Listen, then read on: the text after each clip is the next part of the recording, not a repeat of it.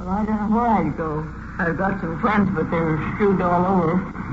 Well, see, that's the situation. We have no facilities to care for you here, so you have to go back over there. This is police headquarters. And she told me, if you don't stay home, I'll kill you, and that's what I don't want to hear. But I tell you this. And this is Donn Reed, a police recorder. I don't know what Right now, you're in the interrogation room. I'll do. Sitting here, an elderly woman that's lost. Doesn't want to go home. You drive down here to the station. You're going to follow the activities of Sergeant Perkins and his partner, Officer Paul Good, in Detective Unit 5-6 tonight. And while you're with us, remember, the people you meet are not actors. This is it. This is real. You got an awful temper. This is Nightwatch. My daughter's there now. She's scared to death of her. And when I go to bed at night, I sit up. That's what I do. She says, why don't you go to bed and stop sitting up? Well, I says, I'm just getting rested. How old is your sister now? How old is your sister?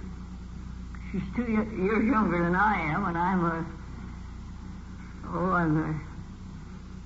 I'll be 80 pretty soon, but I guess it's 79. 78, but I don't know exactly. I'll have to figure it up someday. But I don't feel old. I can do a lot of work. But she's always so kind of tired. Well, we certainly hope you can patch up your differences. What? We certainly hope you can patch up your differences. Well, but I don't want to go there alone. I want one of you to come in and stay alone. We'll go there with you. We'll make sure that you get there.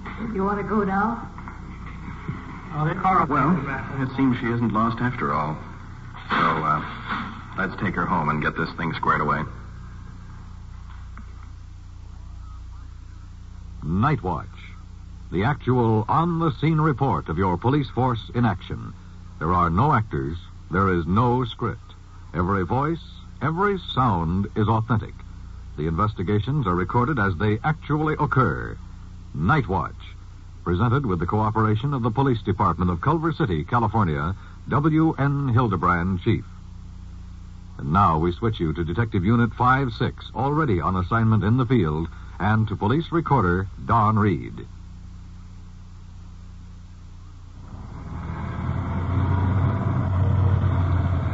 You want to handle this, Paul? I'm going to see if I can contact Sergeant Ward and see if he wants an assist on that robbery suspect. Arriving now at the elderly woman's home. Apparently her sister waiting on the porch for us. You want to wait in the car, ma'am, while the officers talk to your sister? 5-6-1. You contact Sergeant Ward and see if he wants an assist. Up the walk, informing the sister that we have the lost young lady in the car. Hello. Say, do you have a sister? We've been riding around here. She contacted the beat officer over here in the center. And it seems she was having some trouble, or you two had a misunderstanding, is that it? I tell you, she lived here with me. We've been here 3 years, and she just went haywire, her mind, the last 10 days. I see. So I've watched her pretty close all day, and she didn't get away from me, but she has got away from me before, and I've found her. I see. She doesn't want to come back. That's the whole trouble. That's it. She's been trying to get away from here. Yes. See? And we've had her to the doctor the middle of the week, and we had a doctor call. So we're just waiting for the doctor's report and plans, my daughters and I, to see what we're going to do with her. Mm-hmm. Whether we take her to a home or have someone come here and look after her, because I can't. I understand. What does she say in the reading she was away? Did she tell you? She's not going to hear you. Oh, she blamed you too and told her to get out and all kinds of... Oh, my Lord. Here, I'm just breaking my neck. She tells me that she's going to kill her. Shows her, and I don't know what all. Yeah. You know, they do that, have hallucinations. Well, tells that to everybody she meets. The sooner she'd put in a... Well, we was to the doctor Wednesday. And Officer Paul Good motioning out to the car to bring the young lady in. Let's go ahead and give her a hand. Watch your step, man. There we go.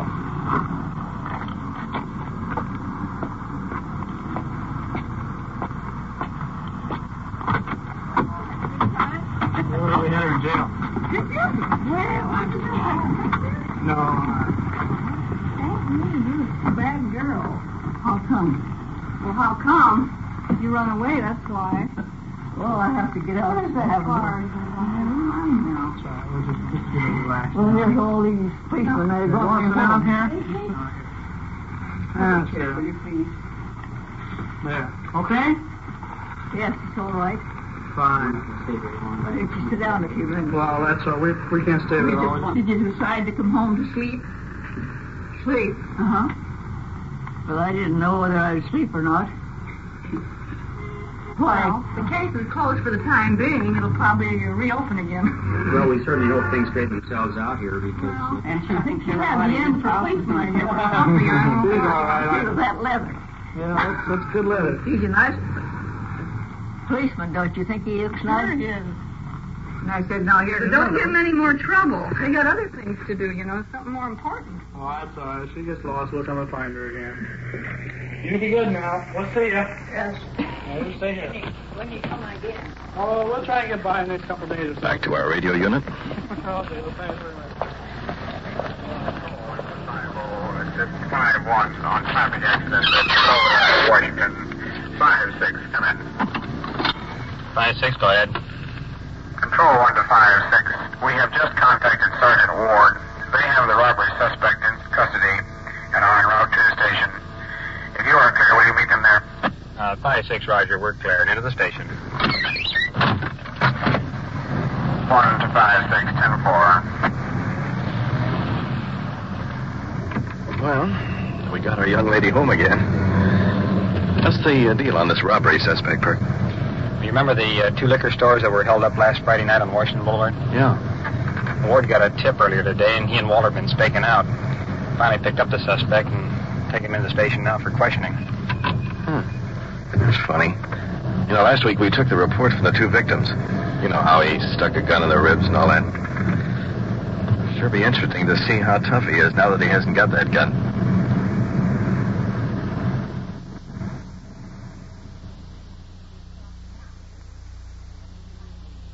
You have a chair there? My partner, Walter. This is Donn Reed. All right, let's see. What kind of car? The suspect. 38 Charged. Armed robbery. Tall. Sallow complexion. Didn't make any noise or anything like that. Dressed in Levi's. We had a witness over there that heard a car in the alley with a bad muffler, and we thought that was you rascals. No. You guys have been busier than Bird Dog. Yeah, I'm too busy. When'd you get out of the deal in Texas? June 28th. You haven't been out very long, have you? No, for not 90 days yet. Well, I tell you what, we wanted to get the deal in Culver City straightened out, or the two deals in Culver City. Or maybe three deals. You don't know that. Well, boy pulled me up in the alley. I got out of the car, and I walked down the alley. First, I didn't walk up the alley. Behind the place, you know, right behind it, directly across the alley, was a light on a window. And I didn't know for sure if someone was up.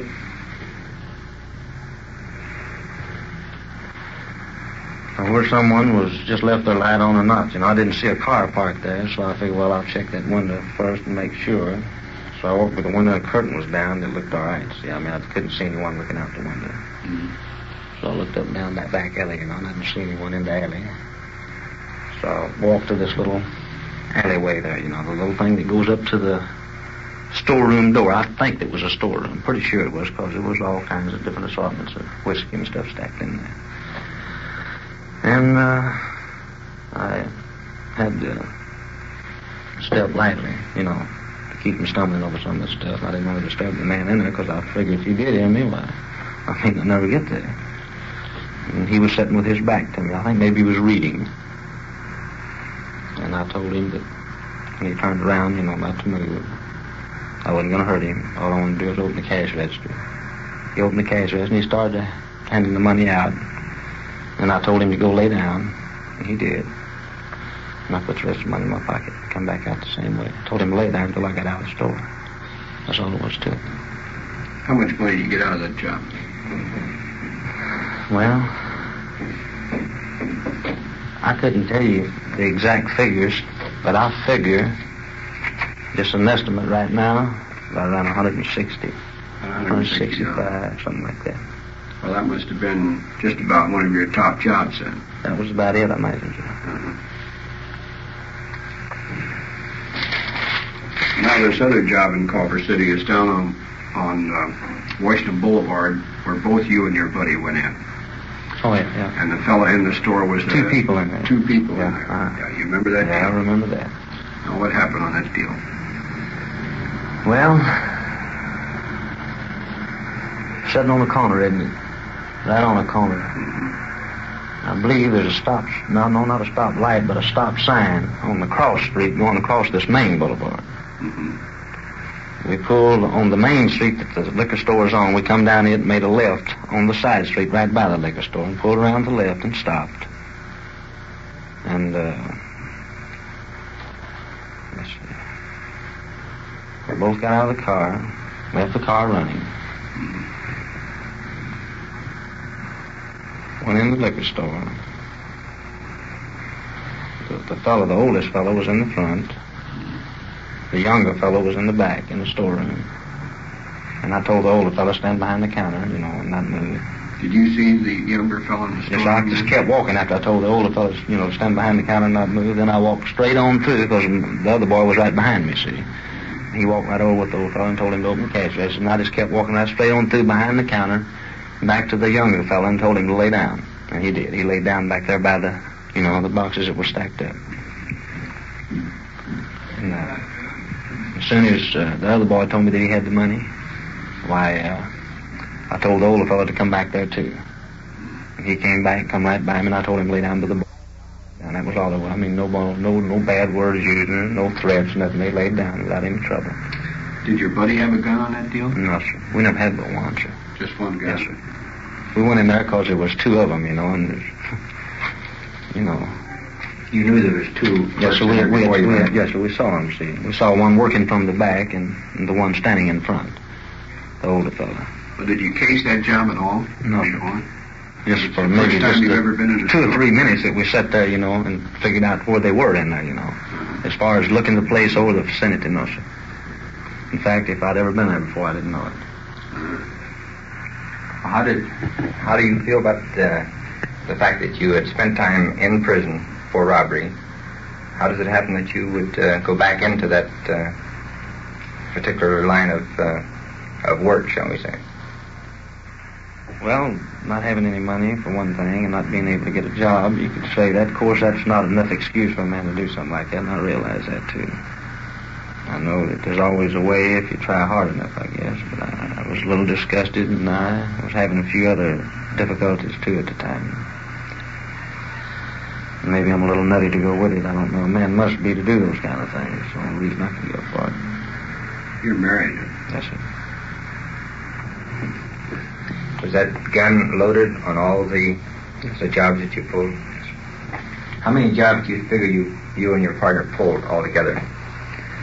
Well, the best we can remember, about 10, I think. 8 or 10, something like that. We could have missed one. I'm not sure, But anything I've done, I won't straighten it now. I don't want to have to straighten it up some other time. How's your wife feel about it? She's hurt, naturally. And there's nothing you can say to a person when it's like that. Not right. What could you say, Anything you say is phony. 27 years old, and I've been locked up since I was 17. Something like that. Exceptions a few months. How many terms did you do in the state pen in Texas? 2, really. See here, they just go by your adult priors, and that would just be 1. See, in Texas, they send them to the state pen pretty young. That's 17. Well, you hear this every day, probably, from everybody that you pick up, I know you do. I've heard it in jailhouses all my life. I've learned my lesson, and this is it, and I don't ever intend to do this no more and all that. But I got a feeling I have had. I wouldn't say this or that for sure, but I really believe that, there's something about this place I like, I'd really like to be free here.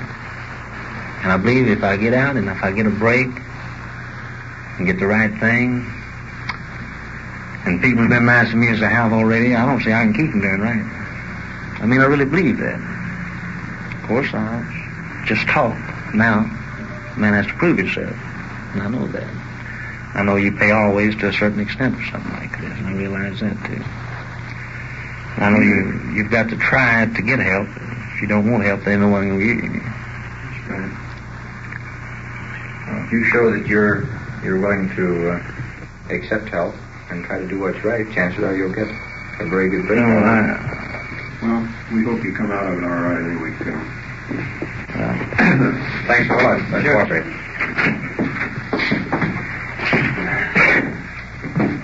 I was right, Perk. What's that? This guy isn't very tough without a gun. Sergeant Perkins? Are you free to handle a call? Yeah.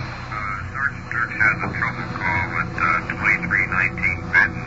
He says you've handled the case down there 2 or 3 times before, and he wants to know if you'll meet him there. Okay, I'll radio him. We'll be there in a few minutes. What's up? Got a trouble call. Let's go. Okay.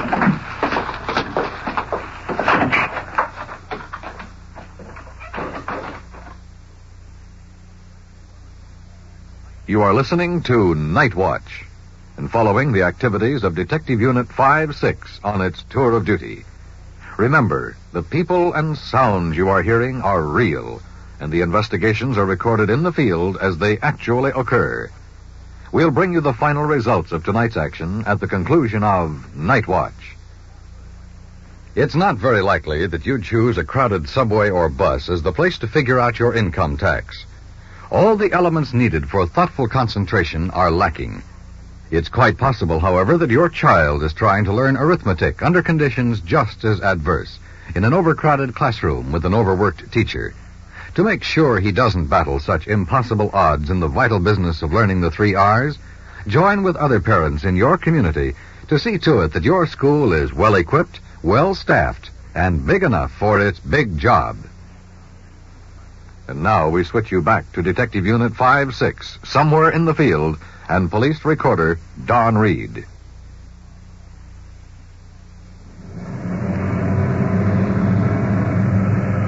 Arriving on the scene at this trouble call, there's a uniformed car parked out in front.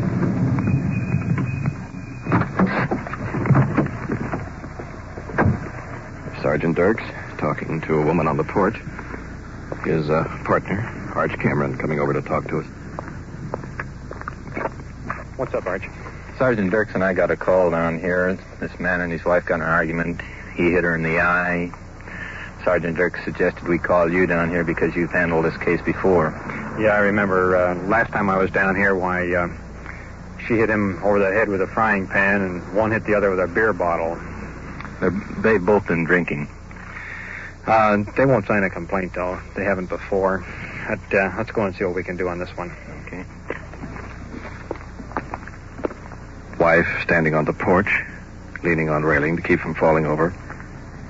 Just a kimono on, hair up in curlers, one eye swollen shut, gripping a frying pan.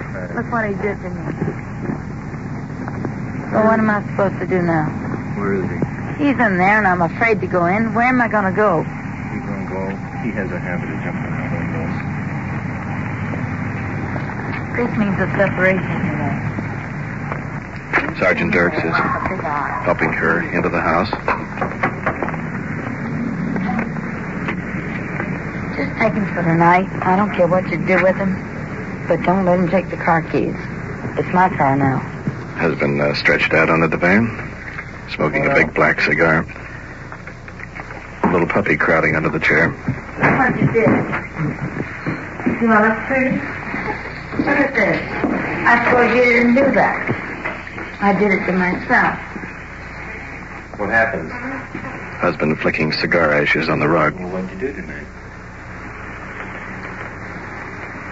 Just about that. Nothing. Oh, go on, tell me. Well, we came home. Nothing happened. Because I wouldn't come out and cook him dinner. I went to bed, see, on the bed, and he did this to me. Take him in, please. In the light, Give me a chance. it's beginning to change Go color. with you. I mean, this time. You're wait a going. minute. Yes, you're going. You are not going to break my face up anymore. Yeah. He put on a pretty act. I saw that. I ran in and got this. That frying pan. Not Did you aluminum. strike your wife? Heavy iron. What happened? How did you get that bruise? Nothing, Chief. You're a dirty, rotten liar. You did it with your fist. I don't do this to myself. The officer asked a question, and I said no. You're lying, though. I'm not left-handed. Not left-handed. That's what you said before when you blacked my eye. Please take him. Take him someplace. Did you, He did it. You know he did it. You know he did it. He did it. I wouldn't do this to myself. Son of you. In your condition, you could fall and do that yourself anytime. You've been drinking as much as he did. This is the third time around with this couple. Oh, Both are too intoxicated to sign a you complaint. know that he hit me with... Did you see that happen? She got mad at me, and there was nothing happened, and I was sitting in the chair, and when she took off out the door and said she was going to call the officers, and had me put in... What do you mean call the officers? I didn't have anything on but a torn pair of pajamas when you hit me and I ran out.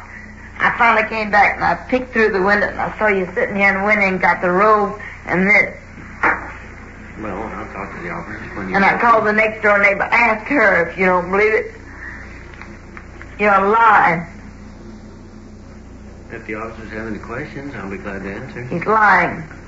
Yeah, how did she get that bruise on her cheek? That I wouldn't... No. Did you have a scuffle? No. You had an argument? No scuffle, Nothing. no argument. He just came in on the bed and I don't want me any in the eye argument. just like he did. Like, I've got over those. tell the truth. And you came in and hit me with your fist because I wouldn't get up and cook. I told you I wasn't going to. And you hit me with your fist. Sorry, I'm not left-handed. Oh, don't pull that stuff again. My face is hurting. You hit me. I don't care if you are married to me. Get out. He just got out of jail now. 2 weeks ago. He's been in there a month and a half. 45 days. He just got out. But he doesn't have to beat me up, you know, because he's honoring the world.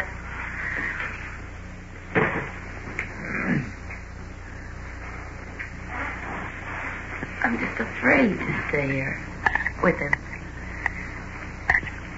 That's all. I'm awfully afraid. Make him go someplace. Do you have anybody you can stay with tonight?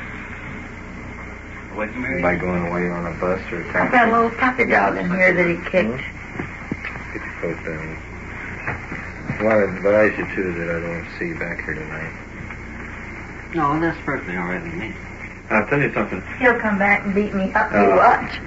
You're in no position to file a complaint against anybody. You're not sober enough to know what's right and what's wrong. And you've been drinking too much to stand around and argue with your wife. And I'll tell you something else. If we get many more complaints and Come back and do the other side. but you mistreating your wife, we're going to file on you for felony wife beating. Just take him out for tonight, that's all. I've got a little puppy dog that he advise kicks you tonight that with his if you feet. can't get along, you better get separated. Fuji, come on. And tonight, I would advise you get to go ahead and put on Maybe your he killed him. place to spend the night. But he kicked him with his shoe. His big shoe, you know. Kick the dog? Kick the dog. Don't forget, I've gone to court with you two a couple of times. If he comes back, you can... Wait a minute, before he goes, make him leave me some money here. Might be a dime. What'd you leave me? $2? You give me some money. He's got $40. Your billful. That's right. Leave me the 10. You only need 3 to get a room. You want the bill full, too? He'll come back and try to beat me up. You just lock all the doors and windows. So what? Officers assisting husband to the uniform car. If it's okay with Sergeant Dirks, why don't you drop him off at a motel? Okay, Burke, will do.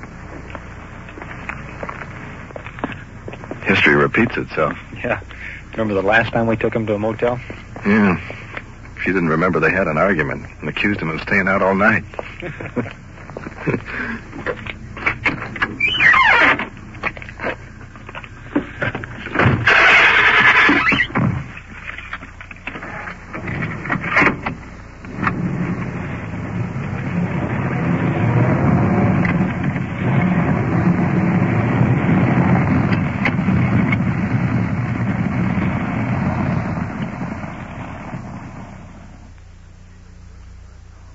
What you have just heard is real.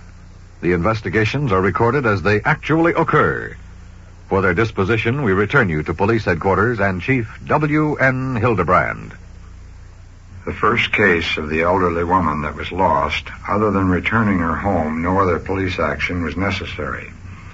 The second investigation, in which the suspect was arrested and questioned regarding his part in a holdup, resulted in his confession in court, where he was found guilty. The penalty for armed robbery is 5 years to life in the state prison.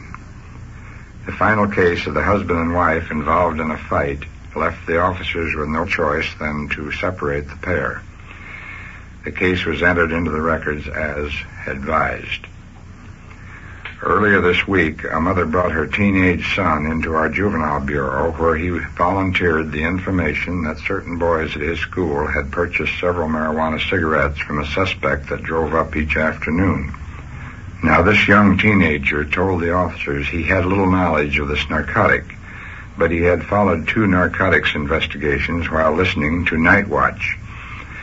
From that information, he had learned briefly what the 2 narcotics looked like, how it is usually obtained from a pusher, and he learned the danger of using this drug.